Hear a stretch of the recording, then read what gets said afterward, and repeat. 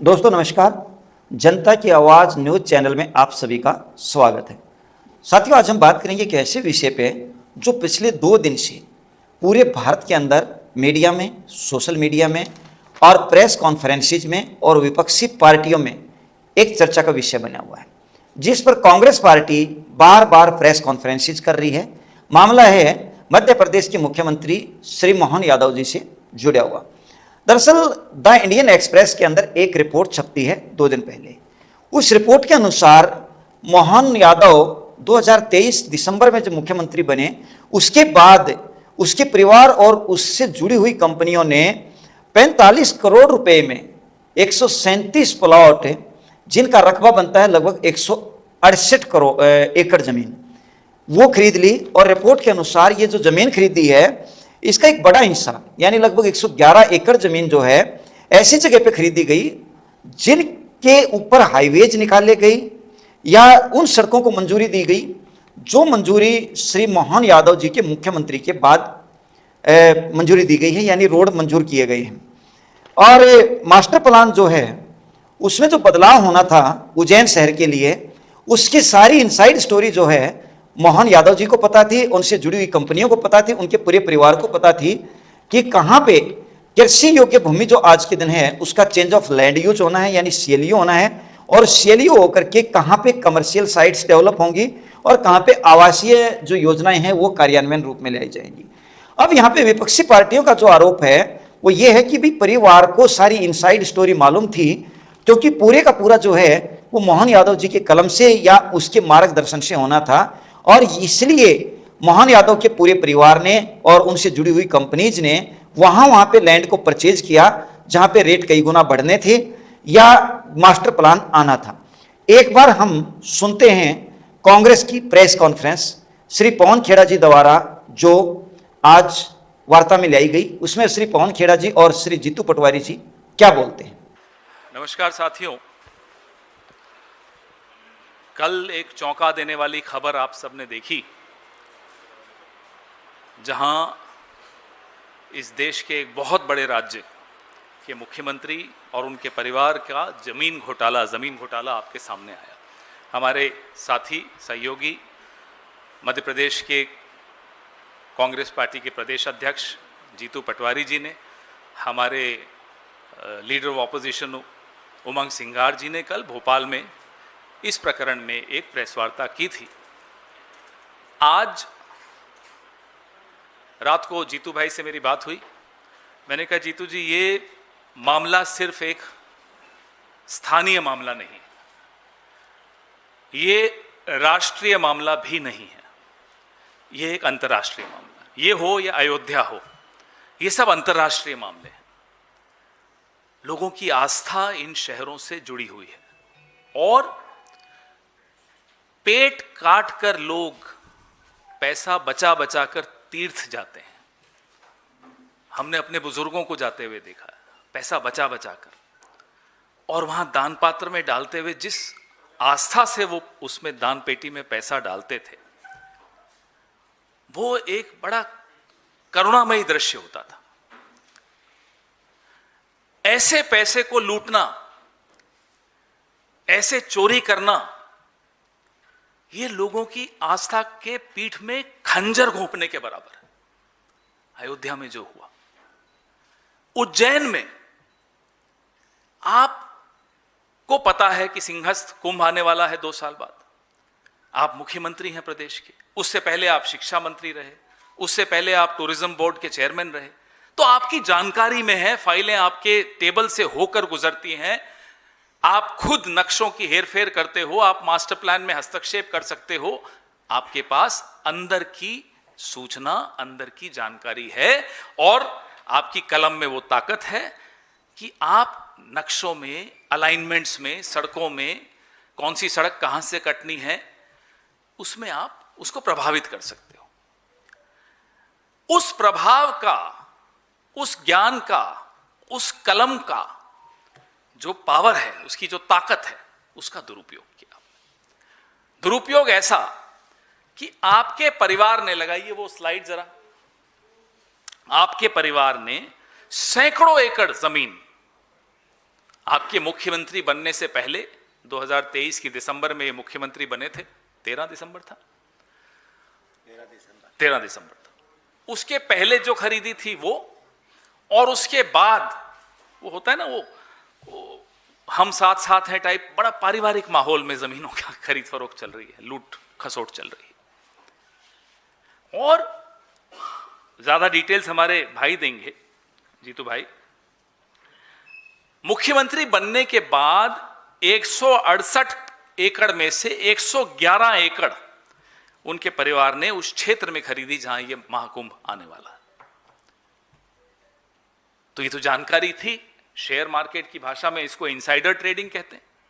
ये insider trading है क्योंकि आपके पास जानकारी है, आप अपनी जमीनें बढ़ाए जा रहे हो। अपना एक लैंड बैंक पांड्या खेड़ी में 18 एकड़, उज्जैन में जहां 2035 के मास्टर प्लान पर काम होना है, वहां मोहन यादव जी के परिवार ने जमीनें खरीदी। जीतू भाई पर तो शायद एक केस भी हुआ था नारायण नारायण कहने पर।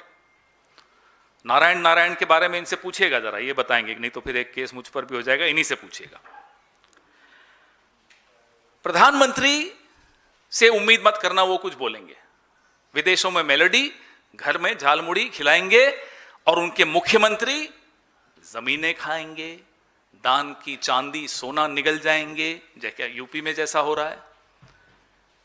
ये अभी आपने सुना, इसमें श्री पवन खेड़ा जी ने बहुत ही गंभीर आरोप लगाए हैं। एक और क्लिप हम सुनते हैं आगे प्रेस वार्ता की। सीधा संघ की देखरेख में है वो अयोध्या, देखो वहां क्या हाल है। एक मंदिर, दूसरा मंदिर उज्जैन का जहां से कॉरिडोर बन रहा है, संघ की सरकार है वहां, देख लो वहां क्या हो रहा है। मैं आपको एक, अपनी बात खत्म करने से पहले एक उदाहरण देना चाहूंगा।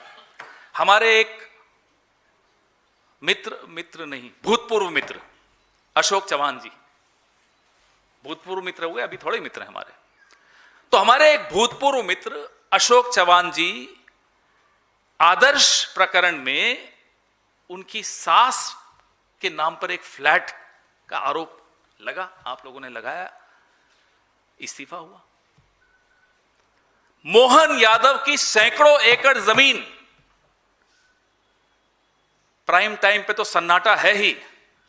हमारे यहां एजेंसी के साथी भी बैठे हैं, 2-3 एजेंसीज के, बड़ी बड़ी एजेंसीज हैं तीनों, सन्नाटा, पूरा सन्नाटा। और आज तीनों एजेंसीज को मैं बाइट दूंगा इस पे, मैं देखता हूं चलाएंगे या नहीं चलाएंगे। प्राइम टाइम पे सन्नाटा, एजेंसीज में सन्नाटा, इस्तीफा,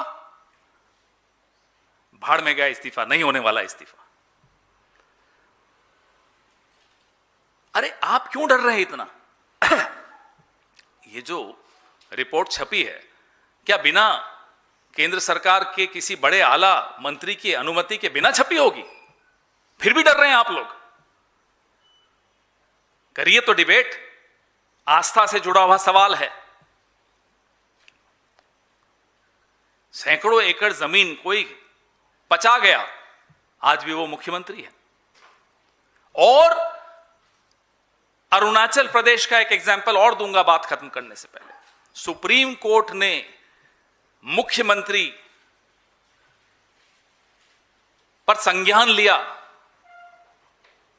मुख्यमंत्री पीडब्ल्यूडी मिनिस्टर भी है, प्राइम टाइम पे सन्नाटा, मुख्यमंत्री आज भी अपनी कुर्सी पर है। सुप्रीम कोर्ट के बाद अरुणाचल प्रदेश का मुख्यमंत्री आज भी कुर्सी पर है। इतनी भारी सैकड़ों एकड़ जमीन के घोटाले के सार्वजनिक होने के बाद मध्य प्रदेश का मुख्यमंत्री कुर्सी पर है। इस प्रेस वार्ता में श्री पवन खेड़ा जी ने मोहन यादव जी, भारतीय जनता पार्टी और इस पूरे प्रकरण पर आरोप तो लगाया ही है, साथ में एक सवाल भी किया है कि उनके एक साथी रहे हैं जो पहले कांग्रेस पार्टी में थे, श्री अशोक चौहान जी, जो आज कांग्रेस पार्टी में नहीं हैं, कि उनकी सासू मां पर महाराष्ट्र के अंदर एक आदर्श घोटाला प्रकरण था, उसमें एक फ्लैट का आरोप उन पर लगा था, जिसके कारण अशोक चौहान जी ने त्यागपत्र दे दिया था। उनका कहना है कि क्या अब इतने बड़े आरोप के बाद बीजेपी एक्शन लेगी या मोहन यादव जी रिजाइन करेंगे, इस टाइप की बात वो कहना चाह रहे हैं। दरअसल क्या होगा, क्या किया जाएगा, ये तो भविष्य की गर्भ में है। लेकिन जो आरोप पवन खेड़ा जी ने और जीतू पटवारी जी ने एक संयुक्त प्रेस वार्ता में लगाए, ये बेहद गंभीर हैं और पूरा देश जो है आज इस बात को लेकर के चिंतित है। अब हम आगे बढ़ते हैं और थोड़ा सा नजर डालते हैं एक बार श्री मोहन यादव जी के राजनीतिक कैरियर पर। दरअसल श्री मोहन यादव जी ने 1984 में माधव साइंस कॉलेज छात्र संघ का जो है चुनाव लड़ा और वहां पे अध्यक्ष बने। पहली बार राजनीतिक करियर उन्होंने वहां से शुरू किया। उसके बाद 1990 से 1992 तक एबीवीपी जो अखिल भारतीय विद्या परिषद है उसके राष्ट्रीय सचिव रहे और 2004 से 2010 तक उज्जैन विकास प्राधिकरण जो बोर्ड है यानी उसके भी अध्यक्ष रहे, जो एक राज्य मंत्री का दर्जा है। यानी इसमें अगर कांग्रेस की बात हम माने तो उज्जैन के अंदर क्या डेवलप होना है ये ना केवल मुख्यमंत्री बनने के बाद मोहन यादव जी को मालूम था, बल्कि इससे पहले भी वो उज्जैन बोर्ड से जुड़े रहे हैं, तो इसलिए वहां का उनको पहले भी पूरा नॉलेज था और वहां की पूरी जानकारी थी। 2013 में उज्जैन दक्षिण क्षेत्र से पहली बार उन्होंने चुनाव लड़ा और वो एमएलए चुने गए और विधानसभा में एमएलए के पद पर वो विराजमान हुए। इसी में 2018 में इसी सीट से दोबारा एमएलए बने और 2020 में शिवराज सिंह चौहान की सरकार में ये उच्च शिक्षा मंत्री बनाए गए और 2023 में पहली बार ये मध्य प्रदेश के मुख्यमंत्री बने। ये जो कार्यकाल है वो मोहन यादव जी का रहा है। अब सवाल यहां पे आता है, वो ये आता है कि प्रधानमंत्री जी का एक ऐलान था और प्रधानमंत्री जी का एक नारा रहा है जो उन्होंने कई बार सार्वजनिक मंचों पे दिया है कि ना खाऊंगा और ना खाने दूंगा। यदि रिपोर्ट के अनुसार बात करें और कॉन्फ्रेंस जो प्रेस कॉन्फ्रेंसेज कांग्रेस द्वारा करके बार बार आरोप लगाए गए हैं, अगर ये सही आरोप है तो क्या प्रधानमंत्री जी इस पर कार्यवाही करेंगे? एक सवाल तो ये आता है। दूसरा सवाल साथियों बहुत ज्वलंत है, क्या अब भाजपा भी, भारतीय जनता पार्टी भी कांग्रेस की राह पर चलती है कि जहां पे घोटाले और आरोप प्रत्यारोप एक रूटीन था, आज भी अगर आप बात करेंगे तो कांग्रेस के अंदर हरियाणा के भूतपूर्व मुख्यमंत्री श्री भूपेंद्र सिंह हुड्डा और कांग्रेस के जाने पहचाने चेहरे श्री राबर्ट वाड्रा पर आज भी जमीन घोटाले के संगीन आरोप लगे हुए हैं। अगर आज कांग्रेस की राह पर भाजपा भी है तो यह बहुत चिंता का विषय है और पूरा भारत जानना चाहता है कि जो आरोप भाजपा द्वारा लगाए गए हैं द इंडियन एक्सप्रेस की रिपोर्ट में जो आया है, अगर वो आरोप सही हैं तो इस पर क्या भाजपा कार्रवाई करेगी और क्या प्रधानमंत्री जी कार्रवाई करेंगे? ये एक बहुत ही संजीदा सवाल है जो आज के दिन सामने पूरे भारत के या भाजपा के अपने जवाब का इंतजार कर रहा है। देखते हैं भविष्य में इस पर क्या होता है। अगली कार्रवाई के बारे में आपको और अपडेट करेंगे। जय हिंद, जय भारत।